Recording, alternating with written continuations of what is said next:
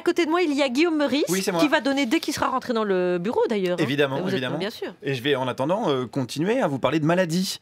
Parce que j'étais hier soir à une grande séance de thérapie de groupe, enfin hier après-midi, organisée à Bercy par le docteur Benoît Hamon.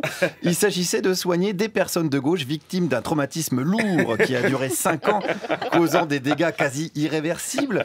Était présent Jean-Vincent Placé, représentant de l'association des pervers narcissiques d'Île-de-France, avec des symptômes très graves, hein, on les connaît, les fameuses dents qui lui poussent, hein, et qui sont un danger pour tous les parquets flottants ou non.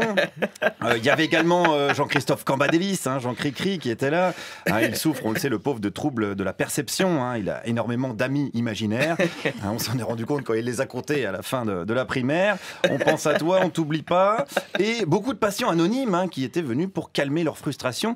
Beaucoup de patients qui n'ont pas pu rentrer également, générant davantage de frustration. Il y a plein de gens pas inscrits qui sont rentrés, il y a plein de VIP qui sont rentrés, et nous, on a 3 barrières derrière. Mais ça veut dire que c'est une rockstar, Benoît Hamon. Ça veut dire qu'il y a des gens qui font la queue devant. Moi, je m'en fous de la rockstar. Donc, ça veut dire, mais vraiment, je suis très très déçu, d'où ma colère. Si l'équipe d'un candidat ne sait pas gérer l'inscription de 15 000 personnes dans un espace fermé, comment peut-on prétendre de gérer un pays de 66 millions de citoyens? On se calme, on se calme. Et le mec, il voulait voter pour lui au départ. Ah oui, là c'est foutu. Les gens sont comme des oufs. Le docteur Benoît Hamon n'a effectivement pas un CAP d'organisateur de tournée. Il est docteur, hein, je le rappelle. Il soigne des gens de gauche avec des remèdes d'ailleurs forts, hein, de la Jorécine, du Émile Zolax, du Hugo Vox à haute dose. Jamais on a eu besoin d'en arriver là par le passé. Hein. C'est vraiment une procédure d'urgence. D'ailleurs, certains patients n'ont pas supporté la séance et sont partis bien avant la fin. Explication. Ah voilà, on a réservé le Cinoche à 17h, donc bon, bah Benoît on l'aime bien, mais bon, on aime bien aussi le Cinoche. Voilà, des gens qui vont se réfugier dans la fiction pour fuir la réalité. Ça, c'est très classique chez des gens persécutés. Alors, si on veut parler en termes de cinéma pour pas brusquer les choses, imaginons que Hamon soit élu. Hein, bon, là, on est dans un film d'anticipation. Imaginons qu'il tienne ses promesses. Hein, là, c'est plus de la science-fiction. Mais si Myriam El Khomri est élue également comme députée et qu'on lui demande de voter l'abrogation de sa propre loi, là, on est dans la comédie burlesque. Qu'est-ce qu'on en pense chez les patients? Moi, je suis quelqu'un de progressiste, hein, et Madame El Khomri, on améliorera les choses. El Khomri, vous avez dit El Khomri, ou ouais, excusez-moi. Hein. Ah, vous avez dit El Connery, c'est pour ça. J'ai dit ça? Ouais. C'est un beau lapsus. Oui, allô Freud? Ouais, il y en a un petit cas là, c'est même quasiment lacanien.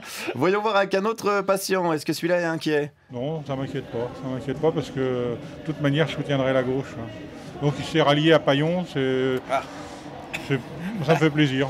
Voilà. D'être allié à qui? À Paillon. Paillon, ouais, évidemment, Vincent Paillon, hein, bien sûr. Arnaud Montebourne, Sylvia Pinduitre. Ils sont troublés, attention, hein, non, on n'est pas là pour se moquer. Ce sont des gens qui ont beaucoup souffert. Alors, comme moi, il se trouve que j'aime bien aider mon prochain, j'ai tenté une thérapie de choc avec ce même patient. Est-ce que vous avez un petit message à adresser à Manuel Valls alors, aujourd'hui? Qu'il étoffe son image tout simplement parce que c'est le bas qui blesse, si l'on peut dire. Pour le reste, je pense qu'il a les compétences, mais bon, il y a son image. Vous parlez de Hamon? Non, de Valls. Ouais, c'est compliqué, c'est très compliqué, hein, vraiment, quand on a subi un traumatisme aussi fort de s'en défaire. Alors là, on a affaire à des gens désespérés, hein, je rappelle, ce sont des socialistes. C'est quand même des gens que le WWF avait placés sur la liste des espèces menacées d'extinction. Hein. C'est pas rien, ça laisse des traces. Tentons avec une autre dame, un petit mot pour Valls.